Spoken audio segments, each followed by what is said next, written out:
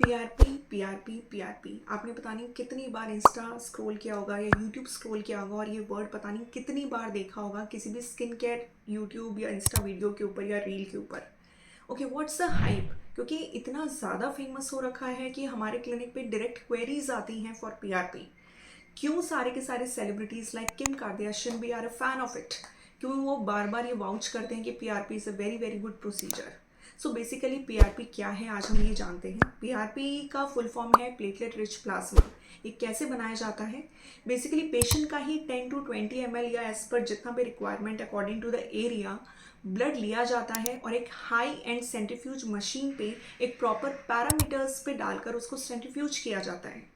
उससे क्या होता है कि जो आरबीसीज यानी रेड ब्लड सेल्स हैं वो सेपरेट हो जाते हैं और प्लाज्मा सेपरेट हो जाता है। फिर इस प्लाज्मा को जहाँ पे भी बॉडी में रिक्वायरमेंट है, चाहे फेस हो, हेयर हो, हैंड्स हो, नेक हो, वहाँ पर इंजेक्ट कर दिया जाता है। बट क्यों इंजेक्ट कर दिया जाता है? What's the need of it? Basically हमारी बॉडी को जो न्यूट्रिशन है वो किससे मिलता है? राइट, ब्लड से। हम जो खाते हैं सारा सब होता है, सर्कुलेशन कैसे पहुंचता है? ब्लड से। तो सारे के सारे जो हीलिंग फैक्टर्स हैं, ग्रोथ फैक्टर्स हैं, वो कहाँ हैं? ब्लड में। तो बेसिकली इस मशीन से क्या होता है, जो आरबीसी यानी रेड ब्लड सेल्स हैं वो सेपरेट हो जाते हैं, प्लाज्मा सेपरेट हो जाता है और इस प्लाज्मा में दुनिया भर के सारे ग्रोथ फैक्टर्स हैं जो कि एक बॉडी के लिए रिक्वायरमेंट होती है फॉर हीलिंग और रिजुविनेशन पर्पस। और ये नॉर्मली जो हमारे ब्लड के अंदर रहता है वो एक नॉर्मल क्वांटिटी होती है, लेकिन जैसे ही सेंट्रीफ्यूज हो जाता है इसका कॉन्सेंट्रेशन 9 to 10 टाइम्स इंक्रीज हो जाता है।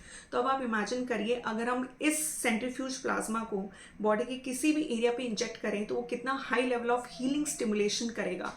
तो बेसिकली अगर हम इसको हेयर में डाल दें तो ये हेयर फॉल रिड्यूस करेगा। अगर हम इसको ओरल, टॉपिकल, अदर ट्रीटमेंट्स के साथ कंबाइन करें तो ये न्यूअर हेयर ग्रोथ स्टिमुलेट भी करेगा और उनको गिरने से बचाएगा।